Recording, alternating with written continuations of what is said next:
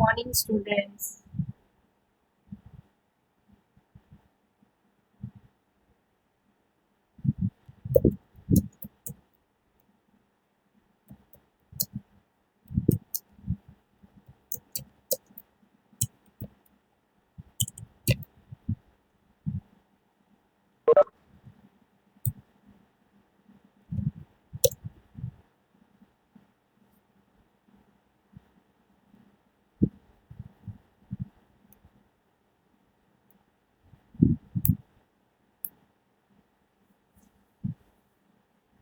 We wait for 10 minutes till all students can log in.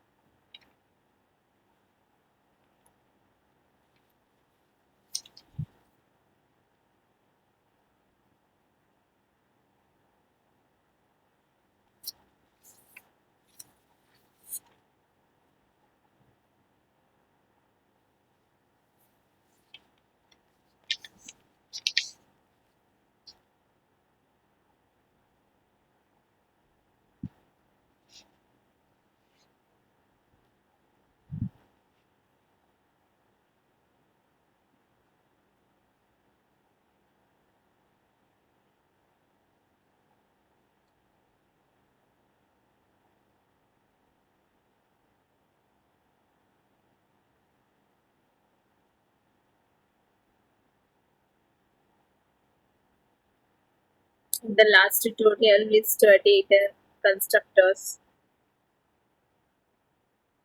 how to construct or create a constructor, then how to call a constructor. Then we discussed two types of constructors, default constructor and parameterized constructor. Then we see the examples of both default constructors and parameterized constructors. Then we studied about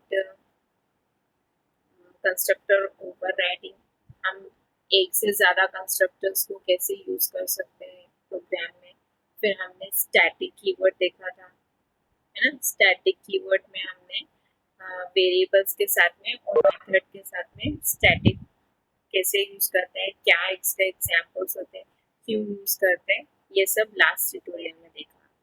today we are going to discuss about, जैसे हमने static keyword पढ़ा था वैसे ही इस tutorial में हम लोग पढ़ेंगे कि दिस कीवर्ड क्यों यूज करते जावा में। देन दिस खत्म होने के बाद हम लोग इनहेरिटेंस स्टार्ट करेंगे। इनहेरिटेंस का कंसेप्ट क्या है जावा में वो पढ़ेंगे आज। दिस कीवर्ड पढ़ेंगे, दिस क्यों यूज करते हैं, एंड देन इनहेरिटेंस पढ़ेंगे। सो स्टार्ट करते हैं। I hope all are present.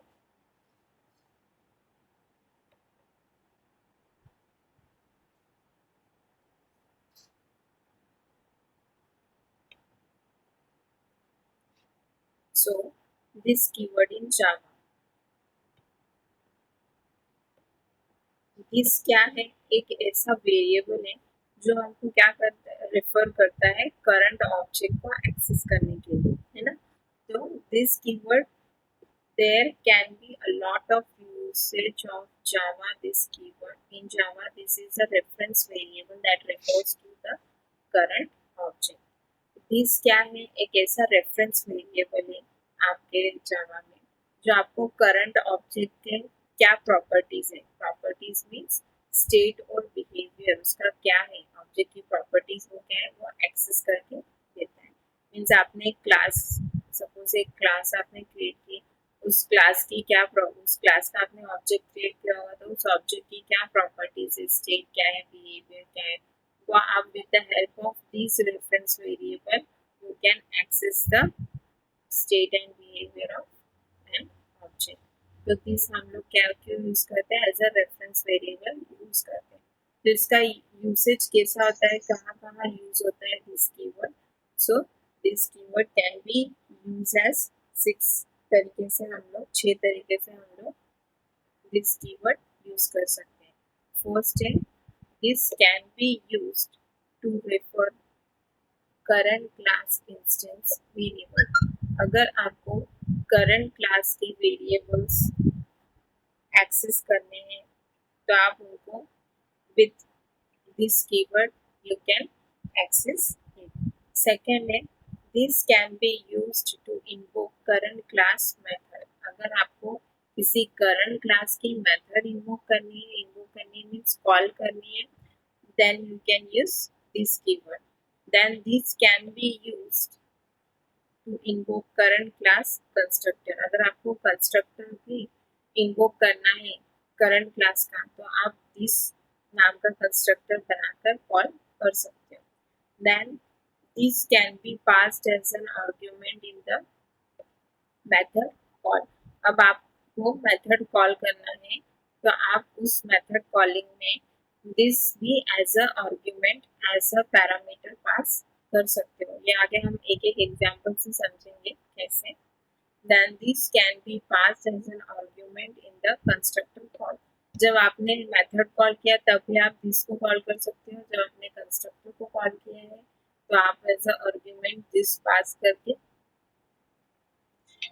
आप उनको एक्सेस कर सकते हो। Then this can be used to return the current class instance। This can be used to return the current class instance from the method। ये ऐसे 6 types के आपके this के यूसेज है। अब इसको हम वन बाय वन देखते हैं कि आप कैसे इसको यूज करते हैं दिस कीवर्ड को। तो फर्स्ट आपका है कि दिस को हम यूज कर रहे हैं to refer current class instance variable. हमको करंट क्लास के जो वेरिएबल्स हैं उनको एक्सेस करना है, जिनको हम इंस्टेंस वेरिएबल बोलते हैं।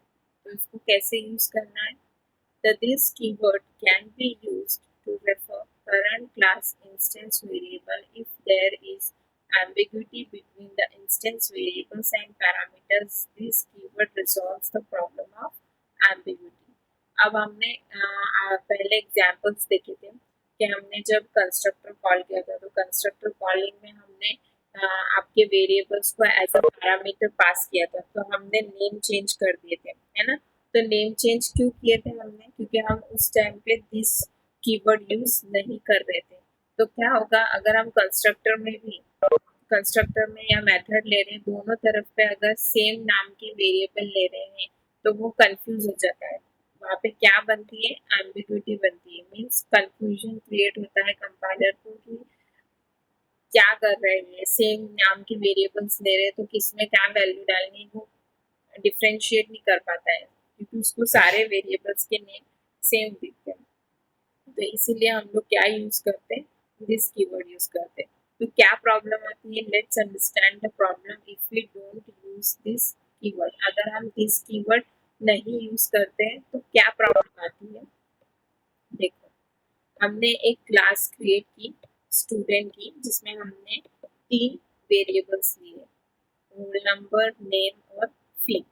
ठीक है, फिर हमने क्या किया, एक स्टूडेंट नाम का कंस्ट्रक्टर कॉल किया। उसमें मैं अपन यहाँ पे क्या करते थे, इंटीजर रोल नंबर, तो इंटीजर रोल नंबर है तो हम रोल नंबर को क्या ले लेते थे, आर ले लेते थे, स्ट्रिंग का क्या ले लेते थे, एन ले लेते थे, फ्लोट का एफ ले लेते थे, ऐसे डिफरेंट नेम लेते थे। लेकिन यहाँ पे सेम लिया है, देखो स्टूडेंट ने इंट रोल नंबर सेम लिया है, नेम सेम लिया है, फ्लोट फी सेम लिया है, और यहाँ पे इन्होंने इनिशियलाइज भी जैसे किया, रोल नंबर की वैल्यू रोल नंबर में ही सेव की, नेम की वैल्यू नेम में ही सेव की, फी की वैल्यू फी में ही सेव की। तो जब आपका ये प्रोग्राम कंपाइल होता है, आप लोग ये वैल्यूज प्रिंट करवाना चाहते हो, रोल नंबर, नेम, फी, और आपने इस क्लास के 2 ऑब्जेक्ट भी क्रिएट किए, S1 और S2, तो आपको क्या होगा, आपने वैल्यूज भी पास की, लेकिन फिर भी आपको आउटपुट में क्या दिखेगा, 0 नल और 0.0 दिखेगा। आपने फ्लोट लिया इसलिए यहाँ पे 0.0 है, 0 आपका रोल नंबर है, नेम नल है, और फ्लोट फी, आपकी फीस क्या है स्टूडेंट की, वो, इसलिए वो फ्लोट में, इसलिए 0.0 आउटपुट है। तो आपका ये क्यों आया है आउटपुट ऐसा, इसीलिए आया है क्योंकि यहाँ पे आपने जो कंस्ट्रक्टर क्रिएट किया है, वहाँ पे आपने क्या किया है, यहाँ पे नेम डिफरेंट नहीं लिया है। नहीं, हम लोग जब कंस्ट्रक्टर कॉल करते थे तो हम लोग यहाँ पे डिफरेंट नेम लेते थे, है ना। अगर रोल नंबर है तो हम यहाँ आर लेते थे, फिर आर की वैल्यू हम किस में स्टोर करवाते थे, रोल नंबर में, फिर नेम है तो एन लेते थे और एन की वैल्यू किस में स्टोर करवाते थे, एम में। ऐसे हमने लास्ट एग्जाम्पल्स देखे थे। तो ये प्रॉब्लम होती है कि अगर आपने सेम नेम ले लिया तो आपको आउटपुट जो आप चाहते हो, डिजर्व करते हो, वो नहीं मिलता है, नल नल मिलता है, क्योंकि नेम सेम है तो वहाँ पे एम्बिग्यूटी, कंफ्यूजन क्रिएट होता है कंपाइलर को।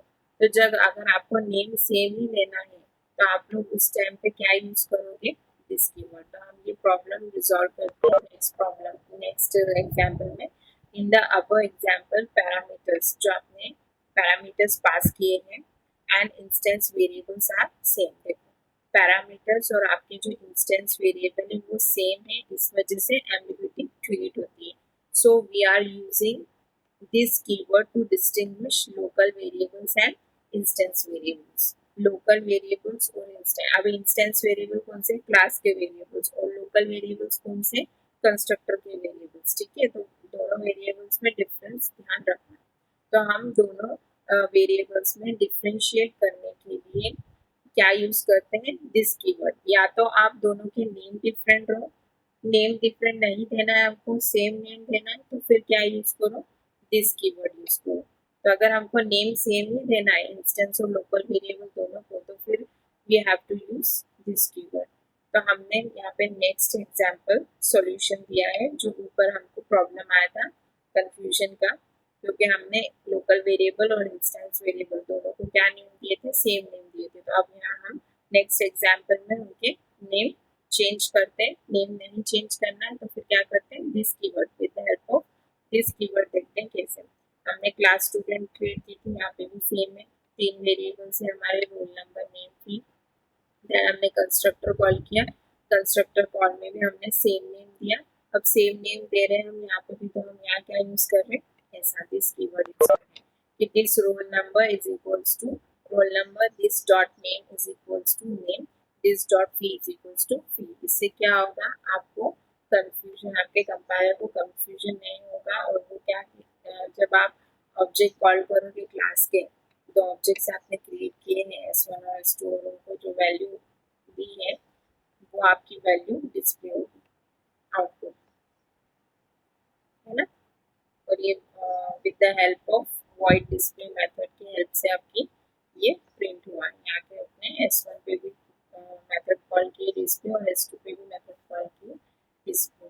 ये समझ में आया दिस कीवर्ड क्यों यूज करते हैं इन केस ऑफ वेरिएबल्स। अगर हमारे इंस्टेंस और लोकल वेरिएबल सेम नेम के हो then we have to use this keyword. और अगर आपको दिस कीवर्ड नहीं यूज करना है so then we have to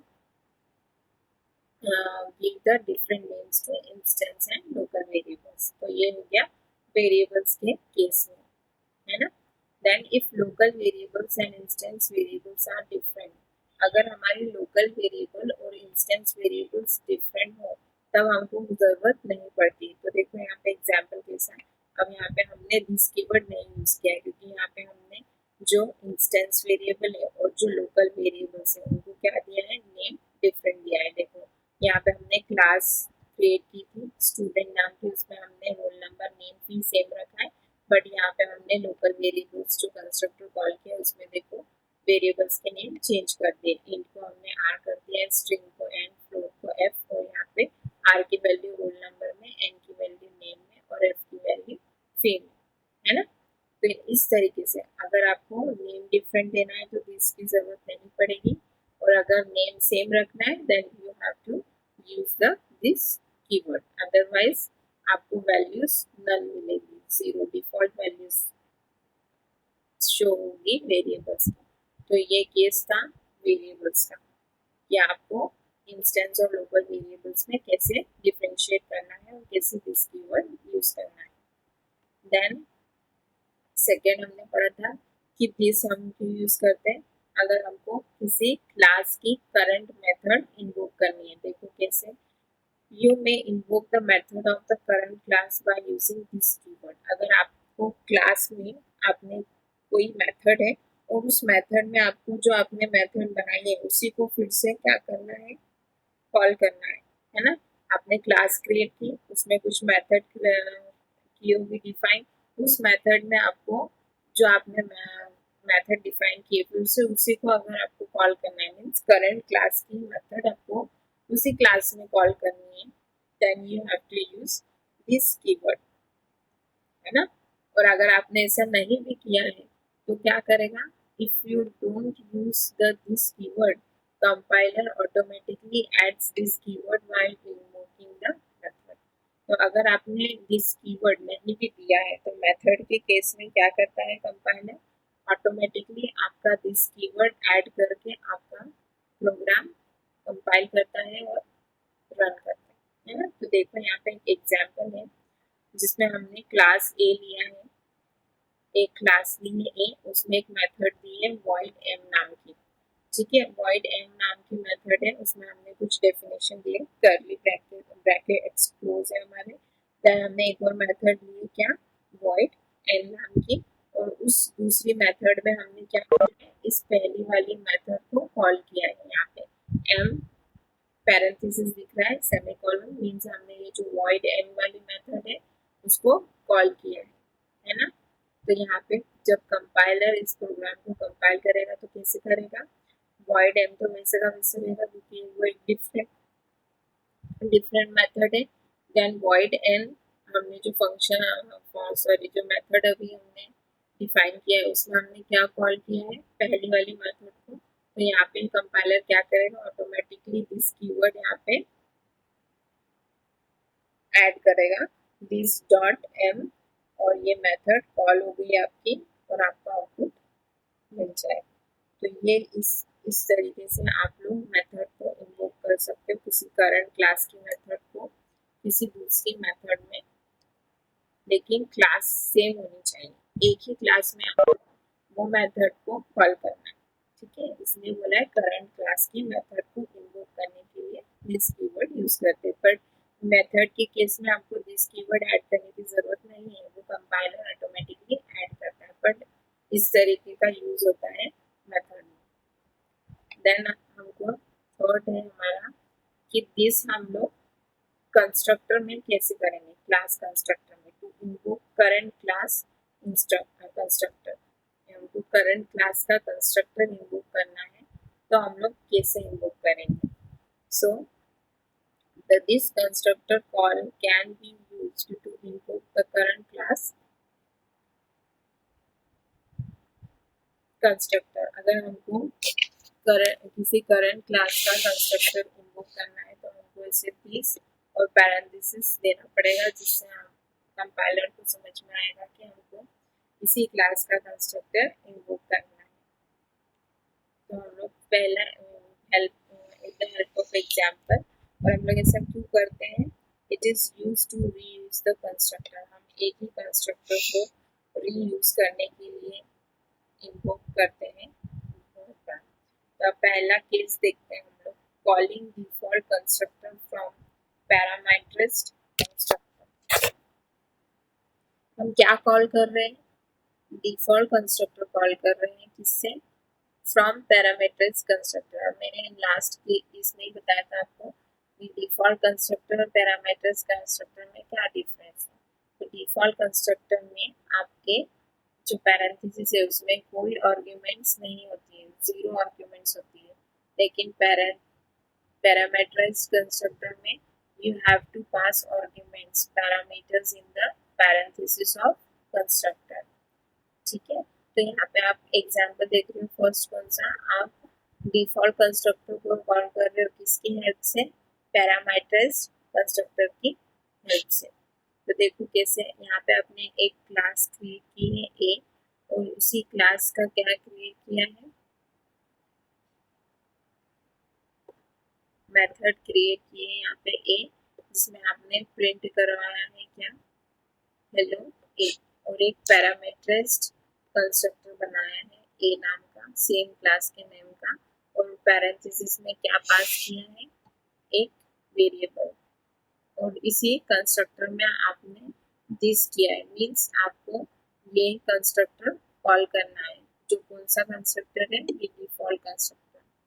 ये जो है आपका ए पैरेंथेसिस, ये डिफॉल्ट है। डिफॉल्ट क्यों है, क्योंकि इसमें इसके पैरेंथेसिस में कोई भी आर्गुमेंट पास नहीं है, इसलिए ये डिफॉल्ट कंस्ट्रक्टर है। और आपने पैरामीटर्स कंस्ट्रक्टर में दिस किया है, दिस करके पैरेंथेसिस दिया है, सेमीकोलन दिया है, मींस आप ये वाले कंस्ट्रक्टर में इसी क्लास का कोई दूसरा कंस्ट्रक्टर इन्वोक कर रहे हो। तो कौन सा कंस्ट्रक्टर इन्वोक कर रहे हैं, ये वाला डिफॉल्ट वाला। तो जब ये कॉल होगा तो आपको क्या दिखेगा, आउटपुट में क्या आएगा। तो जब आप लोग इसको ए वाली मेथड का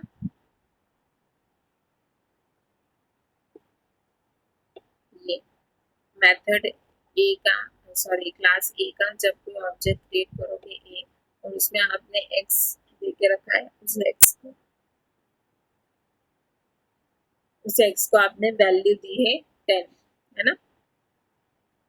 सो देखो जहाँ पे आपने कॉल किया तो यहाँ पे डिफॉल्ट कंस्ट्रक्टर कॉल है, तो डिफॉल्ट कंस्ट्रक्टर में आपको क्या देना है, हेलो ए। तो आपका यहाँ पे प्रिंट होगा हेलो ए। देन आपने क्या प्रिंट दिया है पैरामीटर्स कंस्ट्रक्टर में, कि system dot out dot print L N X, है ना। और print L N X, X की वैल्यू क्या दी है यहाँ पे, मैंने ऑब्जेक्ट क्रिएट किया है तब 10, तो यहाँ पे आपको 10 प्रिंट होकर दिखेगा। तो ये है एग्जाम्पल कि आपने करंट क्लास में पैरामीटर्स कंस्ट्रक्टर की हेल्प से डिफॉल्ट कंस्ट्रक्टर कॉल किया है। क्लास सेम है, सिर्फ आपने एक कंस्ट्रक्टर को दूसरे कंस्ट्रक्टर में कॉल किया है, ठीक है। और यहाँ पे उल्टा है, सेकेंड मेथड में क्या किया है, सेकेंड मेथड में आपने calling parameterized constructor from default constructor. अब पहले इसमें हमने पैरामीटराइज से डिफॉल्ट कॉल किया था, अब हम लोग डिफॉल्ट से क्या कॉल करेंगे, पैरामीटराइज्ड। तो देखो यहाँ पे आपने एक और क्लास क्रिएट की है ए की हमने, फिर हमने क्या दिया है, एक डिफॉल्ट कंस्ट्रक्टर क्रिएट किया है, डिफाइन किया है, जिसमें हमने दिस किया है। दिस मीन्स क्या, और पैरेंथेसिस में 5 है मीन्स हम कोई पैरामीटराइज कंस्ट्रक्टर कॉल कर रहे हैं, पर अभी हमने पैरामीटराइज कंस्ट्रक्टर डिफाइन क्रिएट नहीं किया है। तो यहाँ पे हमने system dot out dot println दिया हेलो। अब हमने पैरामीटराइज कंस्ट्रक्टर क्रिएट किया जिसमें हमने system dot out dot println लेके एक्स की वैल्यू दी है। अब यहाँ पे और यहाँ पे अपने कॉल किया है, तो डिफॉल्ट कंस्ट्रक्टर में पहले क्या कॉल हुआ है, दिस कॉल किया है। कौन सा कंस्ट्रक्टर, इसी क्लास का दूसरा कंस्ट्रक्टर, क्या, इंट एक्स, और एक्स की वैल्यू अपने क्या पास की है इसमें 5। तो अभी यहाँ पे आपको आउटपुट में क्या प्रिंट होगा, 5। देन डिफॉल्ट कंस्ट्रक्टर में नेक्स्ट स्टेटमेंट क्या है, system dot out dot println hello a, then 5 print होगा, और फिर हमें क्या प्रिंट होगा, हेलो ए। तो ये आपका आउटपुट है। क्या आप कैसे एक कंस्ट्रक्टर को दूसरे कंस्ट्रक्टर में कॉल कर सकते हो करंट क्लास।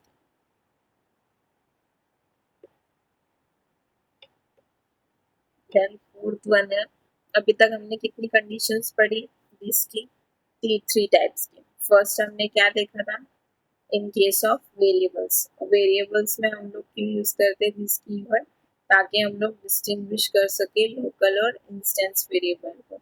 लोकल वेरिएबल्स कौन से, जो आपके कंस्ट्रक्टर के वेरिएबल्स है, और इंस्टेंस वेरिएबल कौन से, जो आपके क्लास के वेरिएबल्स है। तो अगर हम सेम नेम लेते हैं दोनों के, तब हमको क्या करना पड़ता है, दिस कीवर्ड यूज करना पड़ता है। और अगर हम दिस कीवर्ड नहीं यूज कर रहे हैं तो क्या होगा, कंपाइलर को कंफ्यूजन होगा, वो क्या वैल्यू प्रिंट करेगा, नल वैल्यू प्रिंट करेगा।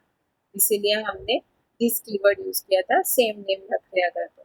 और अगर नहीं सेम नेम रखना है तो फिर, और दिस कीवर्ड भी नहीं यूज करना है, तो फिर क्या कर सकते हैं, नेक्स्ट हम लोग ये कर सकते हैं कि हम लोग लोकल वेरिएबल्स और इंस्टेंस वेरिएबल्स दोनों के नेम क्या रख दें, डिफरेंट रख दें। ठीक है, तो ये वेरिएबल्स के केस में था। फिर हमने पढ़ा था कि मेथड को कैसे इन्वोक करते हैं। तो हम करंट क्लास में ही हम दूसरी मेथड को किसी दूसरी मेथड में कैसे कॉल करते हैं। फिर थर्ड कंडीशन हमने देखी कि एक करंट क्लास में एक कंस्ट्रक्टर कैसे दूसरे कंस्ट्रक्टर को कॉल करता है with the help of this keyword, है ना। अब यहाँ पे हम लोग फोर्थ देख रहे हैं जिसमें दिस यूज करता है। यहाँ पे अब दिस कैसे पास होगा, तो pass as an argument in the method. आप किसी मेथड के आर्ग्यूमेंट में क्या पास होगा, this as a argument pass होगा। तो कैसे पास होता है, the this keyword can also be passed as an argument in the method. It is mainly used in the event handling. अब आप लोग मेथड के आर्ग्यूमेंट्स में दिस भी पास कर सकते हो, लेकिन दिस कब पास करते हैं हम लोग, जब हम कुछ इवेंट परफॉर्म कर रहे हैं, है ना। इवेंट परफॉर्म कर रहे हैं मीन्स आप कुछ फंक्शन परफॉर्म करवा रहे हो आपके प्रोग्राम में, तब आप लोग मेनली इस टाइप का दिस यूज करते हो। With the help of example देखते हैं हम लोग। हमने यहाँ पे एक क्लास ली है ए, देन हमने उसमें एक मेथड क्रिएट की है void m, और उसमें ए क्लास का ऑब्जेक्ट पास किया है, और उसमें हमने क्या डिफिनेशन दी है मेथड की, मेथड इज इन्वोक्ड। और इसी क्लास में, इसी करंट क्लास में हमने एक दूसरी मेथड क्रिएट की है, जिसमें हमने क्या किया है, जो पहली मेथड है उसको कॉल किया है, और उसके पैरेंथेसिस में क्या दिया है, दिस, है ना। अब यहाँ पे देखो मेथड के पैरेंथेसिस में दिस ये था, तो ये दिस का मीन्स क्या है, कि आपके करंट क्लास में जो दूसरी मेथड है उसको यहाँ पे क्या करना है, रन करना है, उसको उसकी प्रॉपर्टीज, उसकी डेफिनेशन यहाँ पे एक्सेस करनी है। देन आपने ए क्लास का ऑब्जेक्ट क्रिएट किया, और उस ऑब्जेक्ट पे क्या मेथड कॉल की, ये वाली मेथड।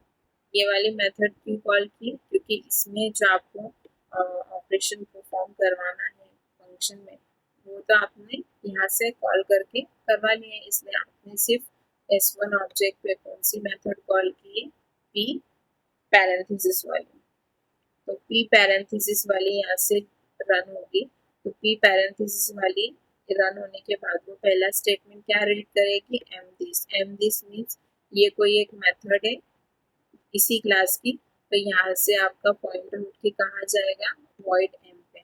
वॉइड एम पे जाने के बाद वो जब क्लास में एंटर करेगा, सॉरी मेथड में एंटर करेगा, तब उसको पहली स्टेटमेंट क्या दिखेगी, system dot out dot println method is input. तो यहाँ जब आप कॉल करोगे ऑब्जेक्ट पे पी पैरेंथेसिस पी वाली मेथड, तो आपको क्या आउटपुट में मिलेगा, मेथड इज इनपुट, है ना। मेथड इज इनवोक मिलेगा, मीन्स आपने सेम क्लास में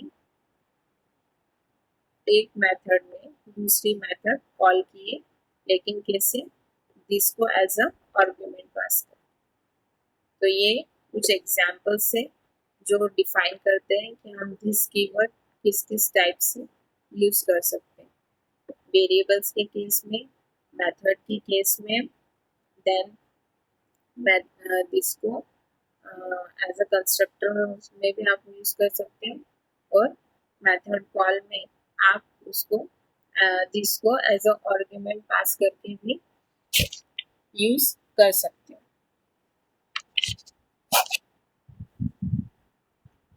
और नेक्स्ट हमारा टॉपिक है इनहेरिटेंस। इनहेरिटेंस आपको तो अपनी पढ़ाई होगा लास्ट में, जितने languages simple C plus plus में भी पढ़ा होगा। इनहेरिटेंस मीन्स क्या, कि हम कुछ पेरेंट क्लास की प्रॉपर्टीज किसी सब क्लास या चाइल्ड क्लास में एक्वायर करते हैं या एक्सेस करते हैं, तो हमारा वो कंसेप्ट क्या कहलाता है, इनहेरिटेंस। तो जावा में भी सेम है कि हम किसी पेरेंट क्लास की प्रॉपर्टीज को एक्सेस कर रहे हैं किसी सब क्लास में या चाइल्ड क्लास में, तो उसको हम लोग क्या बोलते हैं जावा में, इनहेरिटेंस। ये तो है उसका कंसेप्ट है इनहेरिटेंस, क्योंकि हमारी जावा भी क्या है, ऑब्जेक्ट ओरिएंटेड लैंग्वेज है, इसलिए इनहेरिटेंस भी यूज होता है। अब इनहेरिटेंस के टाइप्स भी पढ़े होंगे आपने, सिंगल सिंगल होता है, मल्टी लेवल होता है, मल्टीपल होता है, हिरारिकल होता है। तो ये इस टाइप्स के होते हैं इनहेरिटेंस। तो हम लोग जावा में पढ़ते हैं इनहेरिटेंस कैसे यूज होता है। तो inheritance in Java is a mechanism in which one object acquires all the properties and behavior of the parent object। इसमें भी है कि कोई एक ऑब्जेक्ट उसके पेरेंट क्लास की प्रॉपर्टीज और बिहेवियर्स एक्वायर करता है या एक्सेस करता है, उसको वो कंसेप्ट हम लोग क्या कहते हैं, इनहेरिटेंस इन जावा। अब इसका लेकिन आप ये इसमें सी प्लस प्लस में आप मेथड्स में करते थे इनहेरिटेंस वगैरह। अब लेकिन जावा में आप क्या करोगे, क्लासेस की हेल्प से करोगे। सो नेक्स्ट है आपका, the idea behind inheritance in Java is that you can create new classes that are built upon existing classes, है ना। ये जावा में क्या है इनहेरिटेंस में, कि आप नई क्लासेस क्रिएट करते हो जो किस पे, आपकी जो पहले से क्लासेस हैं उनकी कुछ प्रॉपर्टीज को एक्वायर करके आप न्यू क्लासेस को क्रिएट करते हो inheritance in Java. you when you inherit from an existing class you can reuse methods and fields of the parent class। जब आप कुछ प्रॉपर्टीज इनहेरिट करते हो आपकी एग्जिस्टिंग क्लासेस से, तो उसकी जो मेथड्स फील्ड्स है वो आप चाइल्ड क्लास में एज इट इज यूज कर सकते हैं, मीन्स रीयूज कर सकते हैं, आपको फिर से डिफाइन करने की जरूरत नहीं। Moreover you can add new methods and field in your current class also. और ये सब जो आपको इनहेरिट किया है तो आपको ऑब्वियसली मिली है रेडीमेड, लेकिन आपने जो न्यू क्लास क्रिएट की उसमें आप न्यू मेथड्स फील्ड्स भी अपनी आइडिया से ऐड कर सकते हो। Then inheritance represent is a relationship which is known as parent-child relationship. अब inheritance जो है हमारा concept, उसमें हमारी relationship कैसी होती है दो classes की, is a type की relationship होती है। आपने DBMS पढ़ा हो तो उसमें relations पढ़ी होगी, is a, has a, तो ये सब तो इनहेरिटेंस में रिलेशनशिप कौन सी होती है, इज अ रिलेशनशिप जिसको हम लोग क्या बोलते हैं, पेरेंट चाइल्ड रिलेशनशिप भी बोलते हैं। इसका बेस्ट एग्जांपल अगर आपको देखना हो तो आप समझ सकते हो कि जैसे आपके पूर्वज है, आपके पूर्वज जो है उनकी कुछ प्रॉपर्टीज दिखने में हो या कुछ फंक्शनिंग में हो या कुछ ना कुछ, आप आपके मम्मी पापा से कुछ ना कुछ तो लेते हो, इनहेरिटेड रहते हो आप। तो वैसे ही क्लासेस में भी होता है कि अगर उनकी कोई पेरेंट क्लास है तो उसकी जो प्रॉपर्टीज है वो तो उसमें आती ही है, बट वो अपनी खुद की भी ऐड कर सकते हैं। तो हम इनहेरिटेंस की यूज करते हैं for method overriding. Method overriding means एक मेथड को सेम नेम मेथड को आप लोग अलग अलग टाइप्स के फंक्शन परफॉर्म करवा सकते हो। उसको हम लोग क्या बोलते हैं, मेथड ओवरराइडिंग। नेम सेम रहता है लेकिन वो फंक्शन क्या करता है, अलग अलग तरीके से रन होता है, एग्जीक्यूट होता है, उसका काम भी अलग अलग होता है। उसको हम लोग क्या बोलते हैं, method overriding. For code reusability, एक और हमारा फायदा होता है इससे कि हम कोड रीयूज कर सकते हैं, हमको बार बार कोड राइट करने की जरूरत नहीं पड़ती है। एक बार कोड लिखा, बस फंक्शन कॉल किया और हमारा मेथड कॉल हो जाता है और उस मेथड में जो भी कोडेड है वो हमारा एग्जीक्यूट होता है। अब इनहेरिटेंस में कुछ बेसिक टर्म्स होती है जो हमको अंडरस्टैंड करनी है। फर्स्ट है आपके कि क्लास क्या होता है। Class is a group of objects which have common properties. It is a template or blueprint from which objects are created. Class पहले ही पढ़ चुके हैं हम लोग। क्लास क्या है, एक ऐसा टेम्पलेट है और ब्लूप्रिंट है जिसमें हमको क्या देना है, जिसके हम ऑब्जेक्ट क्रिएट करते हैं और कुछ प्रॉपर्टीज डिस्क्राइब करते हैं उस क्लास की, कि इस क्लास के अंदर क्या क्या है, और with the help of object हम उस क्लास की प्रॉपर्टीज को एक्सेस करते हैं। देन सेकेंड है हमारा टर्म सब क्लास या चाइल्ड क्लास क्या होती है। सब class is a class which inherits the other class. सब क्लास हमारी कौन सी क्लास होती है, जिसने किसी दूसरी क्लास की प्रॉपर्टीज को इनहेरिट किया है। तो हमारी जो सेकेंड हमारी जो करंट क्लास होती है उसको हम लोग क्या बोलते हैं, सब class. It is also called a derived class. इसको क्या बोलते हैं, डिराइव्ड क्लास भी बोलते हैं किसी, क्योंकि ये दूसरी क्लास की प्रॉपर्टीज इनहेरिट करता है। देन इसको एक्सटेंडेड क्लास भी बोलते हैं और चाइल्ड क्लास भी बोलते हैं। देन सुपर क्लास और पेरेंट क्लास क्या होती है। Super class is the class from where a sub class inherits the features या प्रॉपर्टीज, है ना। अब पेरेंट क्लास कौन सी होती है, जो चाइल्ड सब क्लास ने जिससे प्रॉपर्टीज ली है तो वो उसकी अपर क्लास क्या हो जाएगी, आपकी super class. It is also a base class और अ पेरेंट क्लास, जिसको हम बेस क्लास भी बोलते हैं, पेरेंट क्लास भी बोलते हैं। देन reusability क्या होती है, as the name specifies, reusability is the mechanism which facilitates you to reuse the fields and methods of the existing class। जैसे उसका नेम स्पेसिफाई कर रहा है कि रीयूजेबिलिटी क्या है, एक टाइप का मैकेनिज्म है जिससे हम क्या यूज कर सकते हैं, फील्ड्स और मेथड एग्जिस्टिंग क्लास की बहुत बार यूज कर सकते हैं। You can use the same fields and methods already defined in the previous class। और आपने जो पेरेंट क्लास बेस क्लास से प्रॉपर्टीज इनहेरिट की है आपकी चाइल्ड क्लास में, तो वो आप same as it is use कर सकते हैं, है ना। तो उसको हम लोग बोलते हैं कोड रीयूजेबिलिटी। और आप आपकी जो न्यू सब क्लास है उसमें आप आपकी ओन न्यू मेथड्स ऐड कर सकते हैं। अब सिंटेक्स होता है कि अगर किसी क्लास ने किसी दूसरी क्लास की प्रॉपर्टीज इनहेरिट की है तो हम उसको कैसे सिंटेक्स के फॉर्म में लिखेंगे। तो क्लास सब क्लास नेम, पहले तो क्लास हमारा कीवर्ड है तो क्लास एज इट इज रहेगा, फिर हमने कोई सब क्लास जो न्यू क्रिएट की है उसका नेम, सब क्लास का नेम, और हम लोग क्या कीवर्ड यूज करेंगे बीच में, एक्सटेंड्स। एक्सटेंड्स मीन्स क्या कि ये सब क्लास ने इस सुपर क्लास की प्रॉपर्टीज को एक्सटेंड किया है। तो हम लोग क्लास लिखेंगे, सब क्लास का नेम लिखेंगे, देन एक्सटेंड कीवर्ड्स यूज करेंगे और सुपर क्लास का नेम यूज करेंगे। इस सिंटेक्स में आपके सब क्लास और सुपर क्लास के नेम चेंज होंगे, बाकी क्लास और एक्सटेंड एज इट इज रहेगा, वो आपका एज इट इज रहता है, चेंज नहीं करना है, वो कीवर्ड्स है जावा के।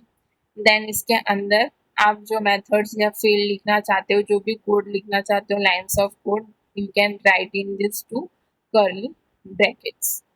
ठीक है, तो अब यहाँ पे देखते हैं हम लोग इसका एक्सप्लेनेशन सिंटेक्स का। The extends keyword indicates that you are making a new class. ये जो extend keyword है ये indicate कर रहा है कि आप एक नई क्लास क्रिएट करने जा रहे हैं, that derives from an existing class। जो क्या हुई है, derive हुई है किससे, एक existing class से जो already थी।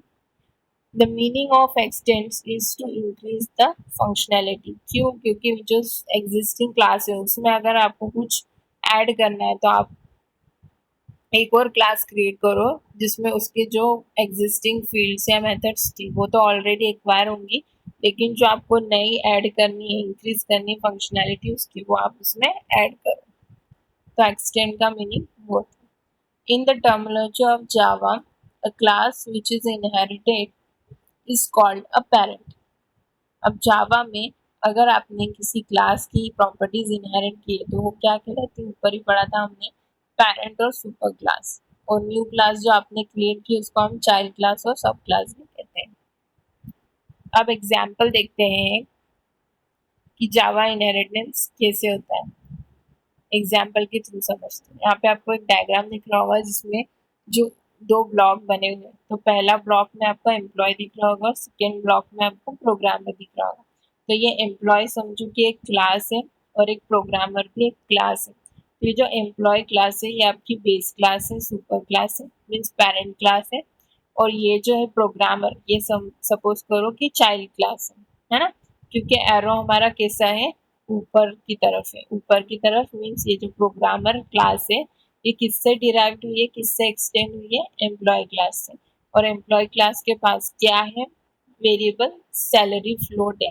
और प्रोग्रामर क्लास के पास क्या डाटा है, बोनस इंटीजर में, है ना। तो हम इसको एज अ प्रोग्राम देखते हैं कैसे, क्या एक्सप्लेन कर रहा है ये diagram. As displayed in the above figure, programmer is the sub class. मैंने बताया आपको प्रोग्रामर क्या है, सब क्लास है, और एम्प्लॉय क्या है, सुपर क्लास है। The relationship between the two classes is programmer is a employee. आपका क्या एक्सप्लेन कर रहा है ये रिलेशनशिप, कि आपका जो प्रोग्रामर है वो क्या है, employee. It means that programmer is a type of employee. इसका मीन्स कि आपका जो प्रोग्रामर है वो क्या है, एक टाइप का एम्प्लॉय। तो देखो यहाँ पे with the help of program हमने क्या किया, एक क्लास क्रिएट की एम्प्लॉय की, और उसमें क्या डिफाइन किया, फ्लोट, सैलरी दी है उसको 40,000।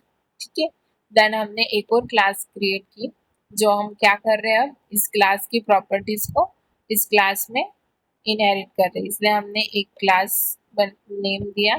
फिर हमने न्यू क्लास क्रिएट कर रहे हैं जिसमें जो हमारी क्या है, चाइल्ड क्लास है, तो हमने उसको पहले लिखा प्रोग्रामर, और ये किसकी प्रॉपर्टीज एक्सटेंड कर रही है, एम्प्लॉय की। तो क्लास प्रोग्रामर एक्सटेंड्स एम्प्लॉय, और इसमें क्या दिया है, न्यू वेरिएबल इंट बोनस 10,000, है ना। अब हमको क्या करना पड़ेगा, इसी में हम लोग public static void man they रहे हैं, और प्रोग्रामर क्लास का ऑब्जेक्ट क्रिएट कर रहे हैं पी। ऑब्जेक्ट क्रिएट करने के बाद हमने system dot out dot println किया, प्रोग्रामर सैलरी को प्रिंट करवाया है और बोनस को। क्यों प्रोग्रामर को प्रिंट करवाया है, क्यों एम्प्लॉय को प्रिंट नहीं करवाया है, क्योंकि एम्प्लॉय तो क्लास है पर उसकी हमने न्यू क्लास क्रिएट की है एज अ प्रोग्रामर, और जो अब प्रोग्रामर के पास है नया वो तो है ही, लेकिन प्रोग्रामर के पास एम्प्लॉय एक्सटेंडेड है, तो एम्प्लॉय की प्रॉपर्टीज भी किस में आ जाएगी, प्रोग्रामर क्लास में। इसलिए जब आप इसको कोड को रन करोगे तो आपको आउटपुट में क्या मिलेगा, प्रोग्रामर की सैलरी भी दिखेगी और बोनस भी दिखेगा, है ना। लेकिन इसको आपने किसकी हेल्प से किया, इनहेरिटेंस की हेल्प से।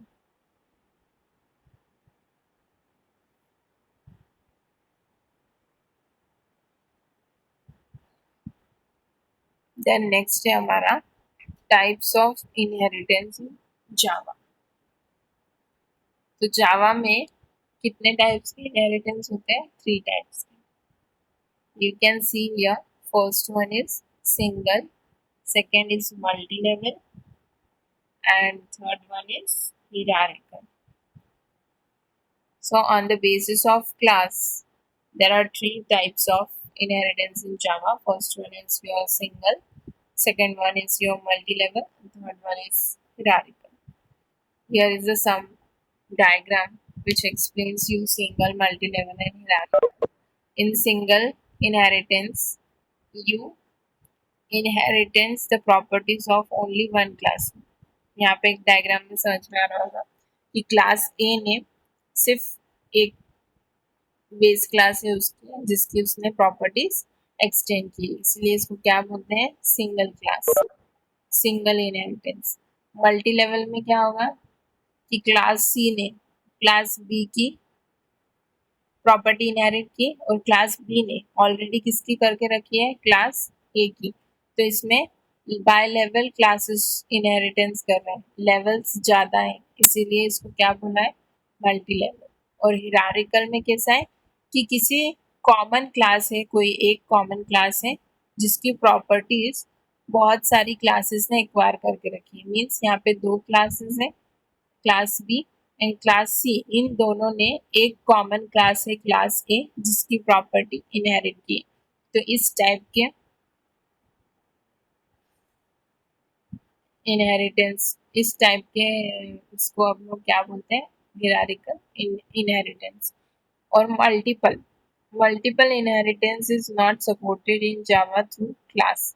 और आप मल्टीपल इनहेरिटेंस जावा में सपोर्ट नहीं कर सकते, जावा में सपोर्टेड नहीं होता है। बहुत बार कंपनीज के इसमें क्वेश्चन जिसके जावा होता है उसमें बहुत बार पूछते हैं कि क्यों मल्टीपल इनहेरिटेंस जावा में सपोर्ट नहीं होता है। तो हम लोग आगे पढ़ेंगे कि क्यों नहीं होता है। जब आपको सिंगल, मल्टी लेवल और हिरारिकल समझ में आ जाएगा अच्छे से, तब समझ में आएगा कि मल्टीपल इनहेरिटेंस क्यों सपोर्ट नहीं होता है। लेकिन बहुत बार क्वेश्चन पूछते हैं कि मल्टीपल इनहेरिटेंस सपोर्ट करता है जावा कि नहीं करता है। तो मल्टीपल इनहेरिटेंस जावा सपोर्ट नहीं करता। कौन से 3 करता है, सिर्फ single, multi level and hierarchical. तो हम लोग समझते हैं कि सिंगल, मल्टी लेवल और हिरारिकल प्रोग्राम के फॉर्म में कैसे होते हैं। देखो, मल्टीपल क्या होता है, when one class inheritance multiple classes, है ना। या हिरारिकल का उल्टा है कि आपने 2 क्लासेस की प्रॉपर्टीज किसी एक क्लास में एक्वायर की है, उसको हम लोग क्या बोलते हैं, मल्टीपल इनहेरिटेंस। और जब मल्टीपल और हिरारिकल दोनों का कॉम्बिनेशन होता है तो उसको हम लोग क्या बोलते हैं, हाइब्रिड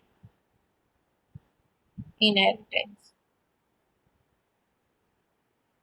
अब सिंगल इनहेरिटेंस देखते हैं एग्जाम्पल के थ्रू। When a class inheritance another class, it is known as single inheritance. जब कोई एक क्लास दूसरी क्लास की प्रॉपर्टीज एक्वायर करती, इनहेरिट करती, जिसको हम लोग क्या बोलते हैं, इन सिंगल इनहेरिटेंस। जैसे यहाँ पे एक फाइल प्रोग्राम लिया है हमने, test inheritance dot Java file create की जिसमें हमने क्लास लिया है एनिमल, जिसमें हमने एक मेथड क्रिएट किए वॉइड ईट, और उसमें क्या लिया है, सिस्टम डॉट आउट रन ईट। और एक अनदर क्लास क्रिएट किए है डॉग। डॉग किसको एक्सटेंड कर रहा है, एनिमल की क्लास को, है ना। और इसमें एक मेथड है वॉइड बार्क। ये वॉइड बार्क डॉग की खुद की क्लास है, क्योंकि डॉग क्या करता है, बार्क करता है, लेकिन खाता भी है ना, एनिमल की कैटेगरी में आता है।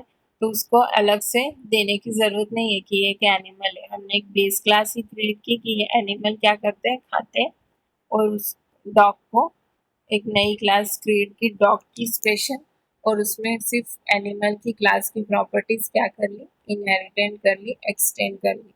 तो जब हम इसको रन करते हैं with the help of main method, अब हम क्या करेंगे, यहाँ पे जो हमने डॉग क्लास सब क्लास की है, उस सब क्लास का हमने क्या करा है, एक ऑब्जेक्ट क्रिएट किया है डी, और उस ऑब्जेक्ट पे हमने दोनों मेथड कॉल किए, कौन से, बार्क और ईट की। वो मेथड क्या एक्सप्लेन कर रही है, ईटिंग एंड बार्किंग। तो जब हम लोग इसको रन करेंगे तो आउटपुट में आपको क्या मिलेगा, बार्किंग एंड ईटिंग। क्यों ऐसा मिला, क्यों डॉग, क्योंकि डॉग तो हमारी न्यू क्लास है, सब क्लास जो ऑलरेडी एनिमल क्लास की प्रॉपर्टीज एक बार कर चुकी है। तो हम लोग अगर सिर्फ एक ही क्लास का ऑब्जेक्ट क्रिएट करेंगे तो भी हमारा आउटपुट हमको मिलेगा, क्योंकि इस डॉग वाली जो क्लास है इसके पास तो ऑलरेडी दूसरी क्लास की प्रॉपर्टीज है, तो हमको दूसरी क्लास का ऑब्जेक्ट क्रिएट करने की जरूरत नहीं है, सिर्फ एक क्लास का ऑब्जेक्ट क्रिएट करके हम लोग आउटपुट ले सकते हैं।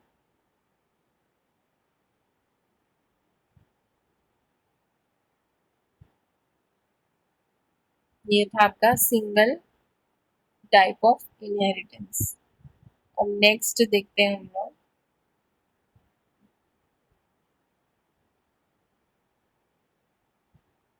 नेक्स्ट है आपका मल्टी लेवल इनहेरिटेंस एग्जाम्पल। इसमें क्या है, when there is a chain of inheritance it is known as multi level inheritance। जब एक किसी टाइप की चेन बनी होती है कि इस क्लास ने इस क्लास की प्रॉपर्टीज एक्वायर की है, इस क्लास ने दूसरी क्लास की प्रॉपर्टीज एक्वायर की, तो जब इस टाइप की चेन बनी होती है तो उस टाइप की चेन को हम लोग क्या बोलते हैं, मल्टी लेवल इनहेरिटेंस। जो आपने, जैसे आपको यहाँ पे एग्जाम्पल दे के रखा है कि हम दूसरा जो हमने क्या किया था, एक एनिमल की क्लास की थी, एनिमल की क्लास में हमने मेथड क्रिएट की थी ईट की, और एक dog another another class create की डॉग की, जिसने एक्सटेंड किया एनिमल की क्लास को, और इसमें क्या मेथड दी है, वॉइड बार, है ना। अब हमने एक और क्लास क्रिएट की, क्योंकि हम अभी कौन सा एग्जाम्पल देख रहे हैं, मल्टी लेवल का, तो हमने एक और क्लास क्रिएट की, क्लास बेबी डॉग, जिसने किस क्लास को एक्सटेंड किया, डॉग की क्लास को एक्सटेंड किया, और यहाँ पे विद, और यहाँ पे हमने क्या दिया, ग्रुपिंग, है ना। फिर हमने इस क्लास को सिर्फ बेबी डॉग का ऑब्जेक्ट क्रिएट किया, क्यों, क्योंकि बेबी डॉग वाली क्लास ऐसी है जिसके पास अबव दोनों क्लास, डॉग की भी और एनिमल क्लास, दोनों क्लास की क्या है, प्रॉपर्टीज है, इसलिए हमने सिर्फ बेबी डॉग का ऑब्जेक्ट क्रिएट किया डी, और इस डी पे हमने क्या कॉल किया, तीनों मेथड्स कॉल की। तीनों मेथड्स कौन सी, विप की, बार की और ईट की। तो हमको आउटपुट में क्या मिला, विपिंग, बार्किंग एंड ईटिंग, है ना। तो ये हमारा हो गया मल्टी लेवल। देन हिरारिकल, तो हिरारिकल में हमने क्या पढ़ा था कि कोई दो क्लास है जिसने सेम कॉमन क्लास की प्रॉपर्टीज को एक्सटेंड किया है ना। तो जैसे अब यहाँ पे आपने देखा कि एक एनिमल क्लास है जो बेस क्लास है, इस बेस क्लास को दो डिफरेंट क्लासेस ने एक्सटेंड किया है, जैसे क्लास डॉग और क्लास कैट। डॉग और कैट दोनों किसकी क्लास में आ रहे हैं, एनिमल, दोनों एनिमल है, तो एनिमल इनकी क्या हो गई, बेस क्लास, और ये कैट की क्लास और डॉग की क्लास दोनों अलग अलग है। तो कैट क्या करती है, म्याऊ, और डॉग क्या करता है, बार्क। अब हमको इस क्लास में क्या करना पड़ेगा,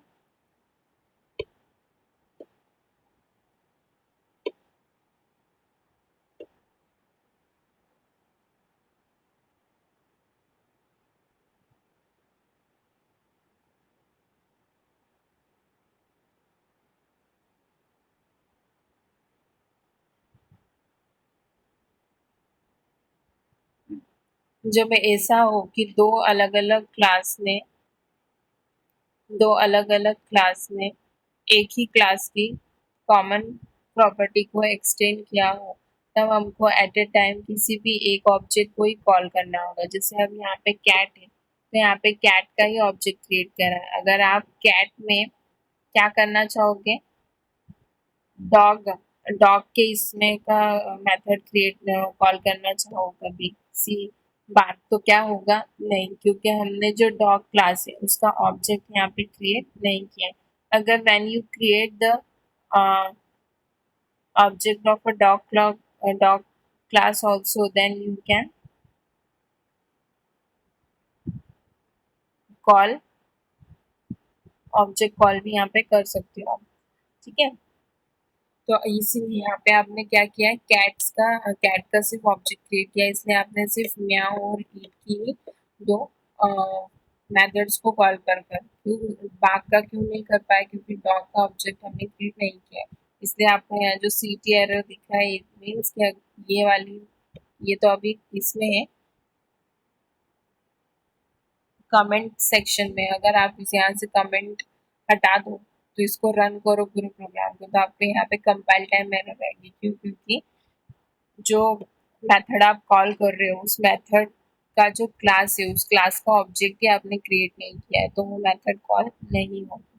तो आउटपुट में आपको सिर्फ क्या मिलेगा, म्याऊ और ईटिंग, क्योंकि आपने सिर्फ कैट क्लास का ऑब्जेक्ट क्रिएट किया।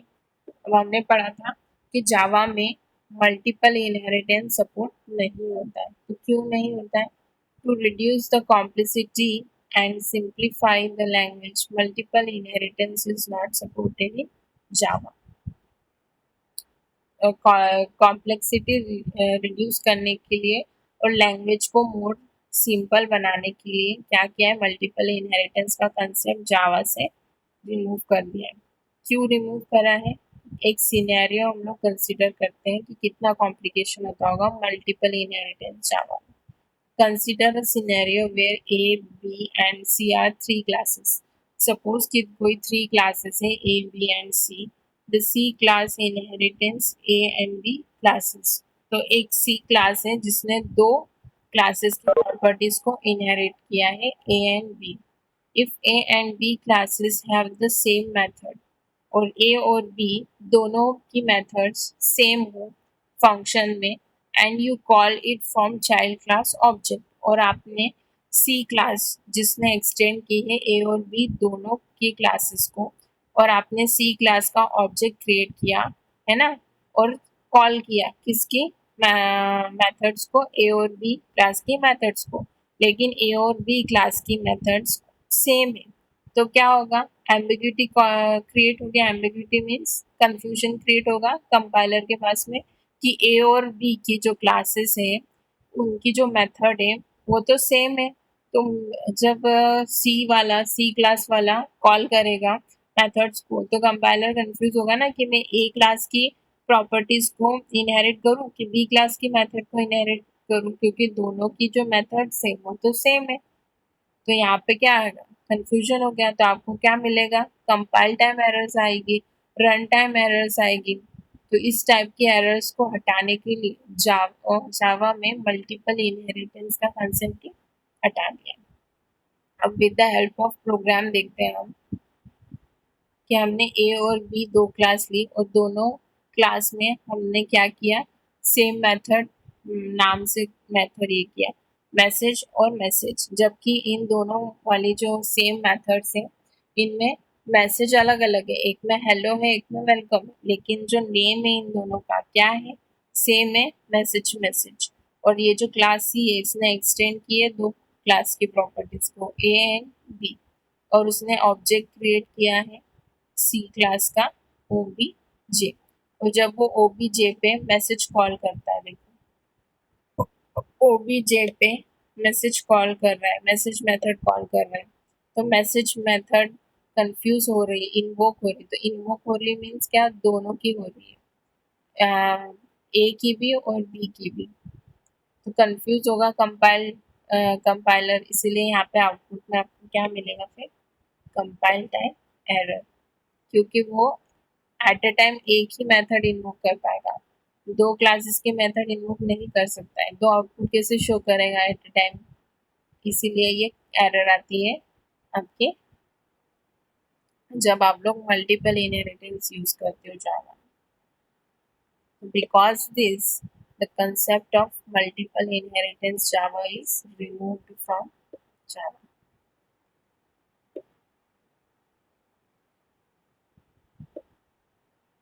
So आपको कभी किसी ने पूछा तो clearly with the help of example you can explain that why Java is not supported in multiple inheritance not supported in Java.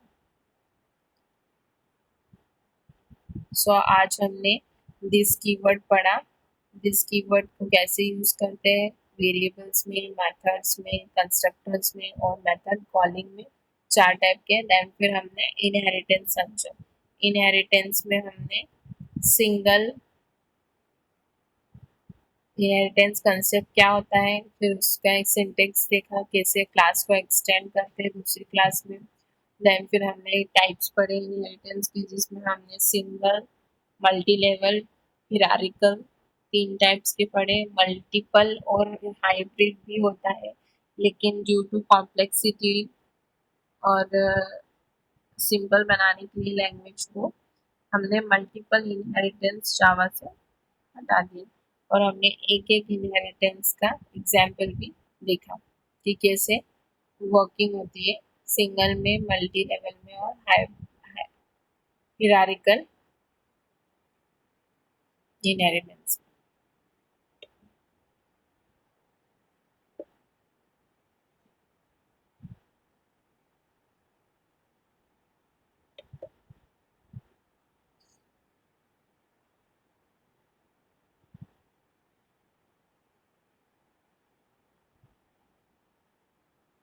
सो आज के लिए काफी इतना.